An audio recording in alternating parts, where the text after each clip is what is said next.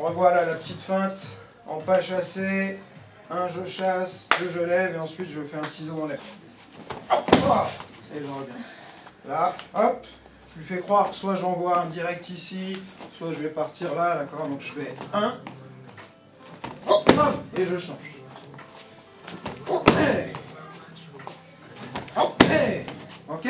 Allez, 20 fois de chaque côté. Ok? Prépare comme si tu allais faire un saut. Tu fais un saut.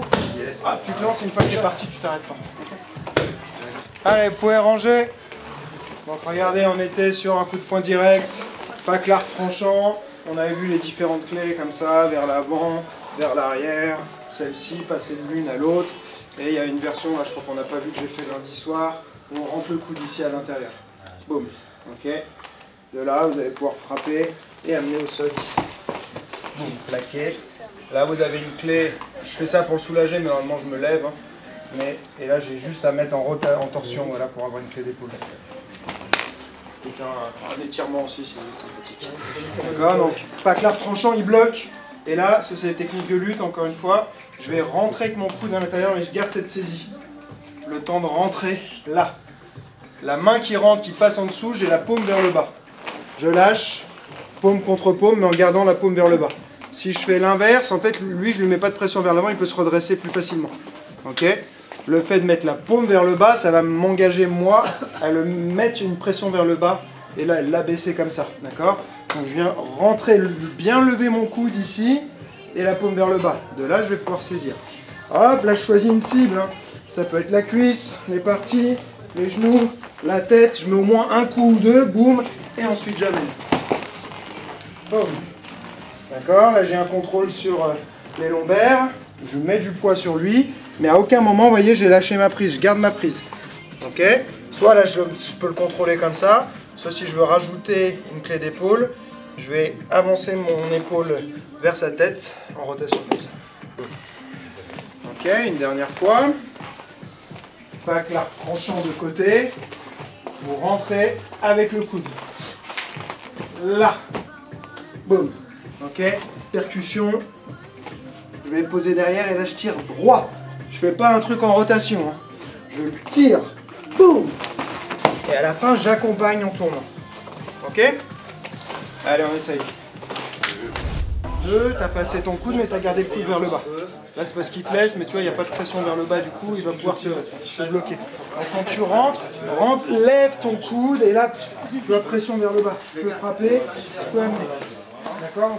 Ce coude il soit levé. Ouais. Ouais. C'est ça. Côté. Là. Boum, percussion. Boum. Et rotation. Ça va?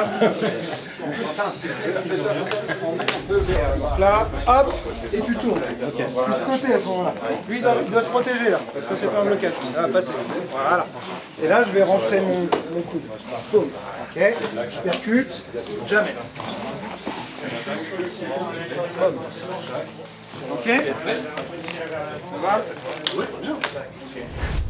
Tu veux l'amener au sol, donc il faut que ton mouvement aille vers le sol. Tu vois, je l'abaisse. Je le mets. S'il est droit, il est plus fort. Tu vois, s'il s'est redressé, je vais galérer. Donc quand je vais passer, il faut que je fasse ça et que je le mette tout de suite vers le bas. Tu vois. Boum, je percute, et là je tire, j'amène à moi en reculant. Là, boum. Ok. Et ensuite, j'ai juste à... Ok. Ouais. Tu, si l'autre te le fait doucement, ça fait un bel étirement. Ouais, exactement. Ça pourrait être une technique de stretching. Voilà, moi je l'amène dans l'alignement, tu vois. 1, ici, 2, je vais le percuter, je vais pas l'amener par là. Parce qu'il suffit qu'il arrive à mettre une bonne jambe devant, ou un bras, poser un bras, et il va m'embêter, tu vois. Ouais, donc moi je vais l'amener. Là où on a le plus de mal à se récupérer, c'est latéralement en fait. Tu vois, d'avant en arrière, au quotidien, on est habitué. On marche d'avant en arrière, c'est notre axe principal. Tout ce qui est latéral, par contre, c'est plus compliqué. Donc latéral. Et tu tournes au pied. Voilà. Et je tourne Pas au début, mais en fin de mouvement, parce que si je tourne pas, souvent il va me tomber dans les jambes, ou lui va réussir à tourner si je vais tout droit. Tu vois, il va pas. Donc il faut qu'en fait, comme si je le faisais me poursuivre, mais que je me retirais à chaque fois, je me retirais. Ok? Allez, dernier, après. On a vu plein de clés différentes, maintenant on peut aussi se dire qu'on va les placer sur l'autre bras. Ok. Ce qui fait que quand je suis arrivé à ce stade-là, je peux décider d'aller attaquer ce bras-là de plusieurs manières. Ou alors rabaisser, passer sur celui-ci, passer sur une clé. Je vais pouvoir donc essayer de travailler sur ça. Donc on a un. Là, celle sur le cou, je peux la faire soit ici, soit je peux la faire en avançant carrément. Ok. Comme ça peut être pas mal. Je suis là. Boum. Ok, première option. Boum. Hop là. Vous amenez comme ça. Ensuite, vous amenez ici, vous pouvez repartir dans l'autre sens. Boum. Là.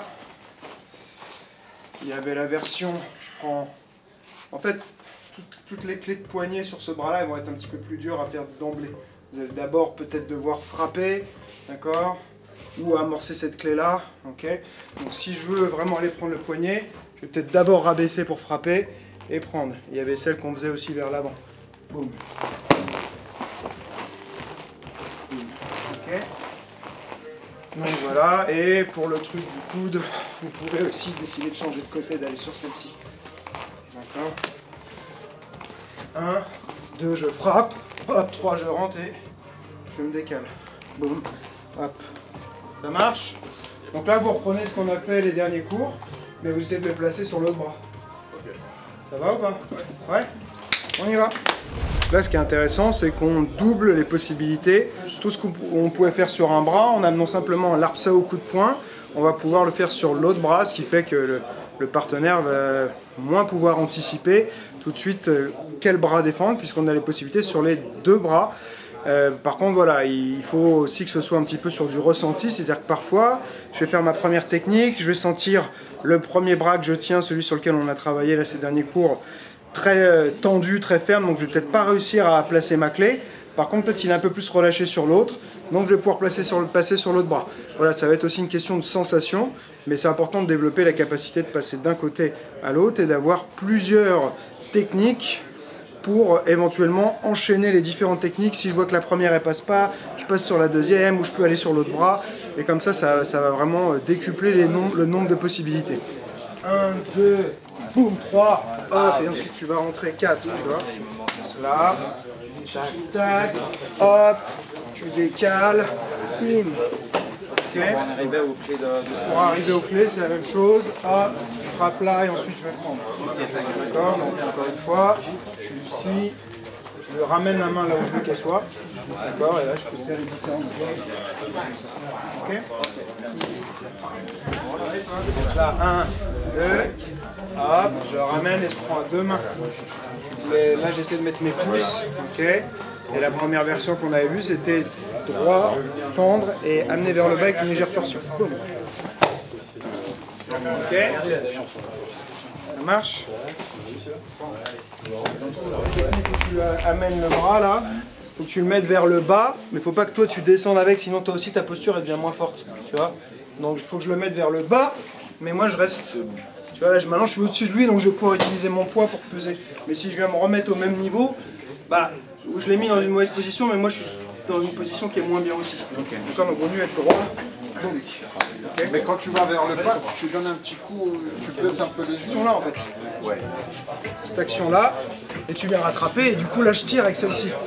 Déjà j'amorce une énergie par là, je lève mon coude, donc lui ça lève son coude, donc ça met son épaule vers l'avant.